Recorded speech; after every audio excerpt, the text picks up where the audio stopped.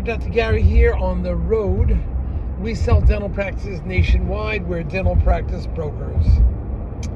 Today's topic is arrogant buyer of a dental office has a big mouth and almost blows the deal. Oh boy, you got to hear this story. This idiot. You're only going to hear that here. You don't read these in your magazines or your blogs. What really happens? It's unbelievable. We try to give you information from the street. We feel like we're the reporter from the front, the cop on the beat. So let's say what happened today. We're showing this practice, usually show it after hours. We don't tell the staff it's for sale. The seller insisted on letting, the seller wasn't there as an absentee practice. Seller insisted on, because the buyer had a very tight time schedule. Buyer had to come during daytime hours. So we have hazard reported ahead. So we have this story, created that we are just showing the real estate. I told the buyer, don't say anything to anybody. Just looking at the real estate. You can nod your head. Do not talk to anybody. He says, hey, no problem. I'm on it. I got it. I said, okay. And I'm talking to this guy. I can see he's like Mr. I know everything. I'm the smartest guy in the room. He's been out of dental school 3 years, and he has all the answers. He could do implants with his eyes closed. He got everything. Just everything he could do. Whatever it is.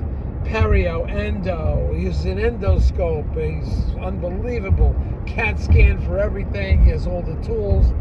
Fancy clothes, fancy shoes, fancy car. Okay, well that looks good. But you're applying for the loan. You don't need the fancy clothes. You don't need the fancy car because that's added to your liability. That's not an asset, especially when you owe that money to the bank. But no, not this guy. The way he's talking, smartest guy in the room. He has all the answers because, after all, he read some of the trade journals and he knows how to run a practice. Yeah, okay. Out of those throwaway magazines. Yeah. We tell you what it's like. We're coming from the street. Oh boy, it was too much. But anyway, we'll get into that. So, as you know, we have 10 employees now. We're in over 20 states. And we're here to service you. Even if you just want to chat, we'd be more than happy to talk to you. All right. Now, everything you're about to hear is for entertainment purposes only. It's not business or legal advice. If you want to contact us, it's 201-663-0935. And our website is dentalpracticeguide.com or dentalpracticebrokers.com. Nationwide, dentalpracticebrokers.com. But call us. We'll go over everything with you. Now, if you're thinking about selling to a DSO, call us because we know those guys. We know who the best ones to fit you are. They will often pay our commission. But it's the same commission wherever we get, so we don't care who you choose, but we would like you to choose one that we think would work well with you. Okay? Now, when you work with us, we also will get your legal fees, based on certain criteria, we'll get your legal fees reimbursed at closing. So call us. We've done that multiple times. So it's 201-663-0935. Give us a ring. All right, what happened now to Mr. Arrogant? He has all the friggin' answers. I knew this guy could just tell him coming a mile away. He had all the answers. He does perio, endo, implants with his eyes closed. Uses an microscope for the endo. He knows every technique. He's taken every educational course, continuing education course. He's a fancy guy with fancy clothes, fancy shoes. And I guess he doesn't own any of it. Everything's the bank. But he's Mr. Fancy, First of all, you don't need an expensive car coming out of dental school because you're going to buy a practice. You don't want that on your credit report. It's a liability. I don't know how much money he makes, but he probably termed out the car for 10 years for all I know. But he's Mr. Fancy. Everything is fancy. And when you're applying for a loan, they don't want to see all those things on there. You should take your money and put it towards your practice. Grow the practice and buy things cash. My suggestion. But anyway, so if you work with us, also we'll get your legal fees reimbursed upon successful closing based on certain criteria. So give us a ring. We can give you a rundown on that, how they work. So what happened with this guy? Okay. He knows everything. He is the smartest guy in the room. The plan was we're going to go daytime to look at the practice. They never go daytime. I don't want the staff even thinking about what it is. The seller said, don't worry. I got a story. We're looking at the real estate only.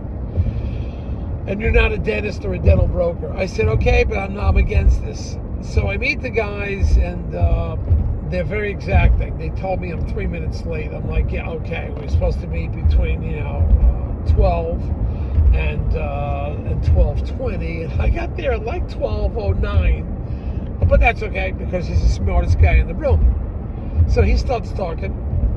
He knows this, knows that, all these courses he takes. He's just like, he's on fire. And he's looking for a great deal. Deal better be good. Let's cut and dry with a hot deal. I said, yeah, hot deal. We'll get it going.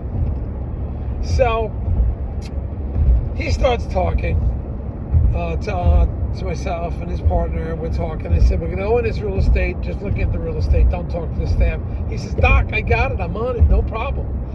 We go in. He starts talking to the staff. I have to pull him away. Then he meets one of the doctors. Starts talking to the doctor, asking him, what are your hours?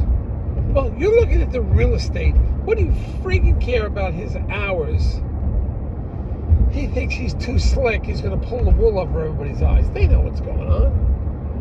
So he not only talked to him, he tried to talk to one of the other staff members and say, what role do you play here?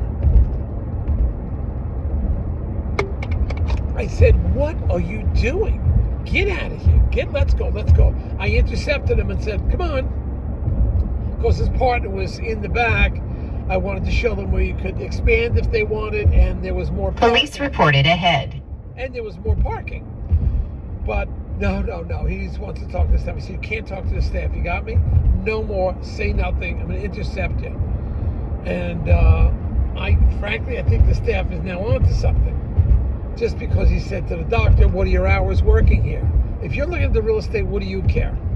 You can't be the smartest guy in the room. And sellers, I don't care what you set up with the buyers, what you told your staff, they're suspicious. They are suspicious, and you shouldn't do that.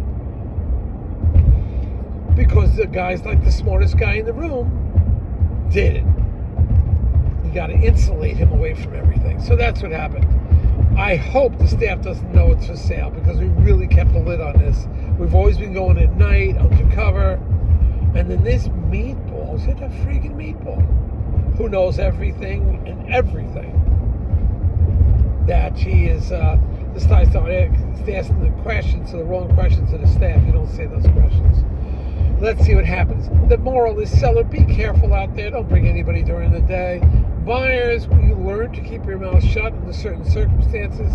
If you're buying the practice, we're all set, okay. Maybe towards the end, we could maybe have a chat with the staff. But the way staff are, they can just get up and leave anytime, or get an excuse to leave. So you shouldn't do that. All right, now we're coming up with a lot of videos. Why don't you hit that subscribe button so you'll be alerted when it comes in, and we'll go from there. I think we're approaching 400 videos. I think we're at 375 just not long ago, and we did a couple today. So I think we're approaching 400 videos. Not bad for a small-time guy like me. Give us a ring. Be happy to talk to you. Okay, thank you. Bye.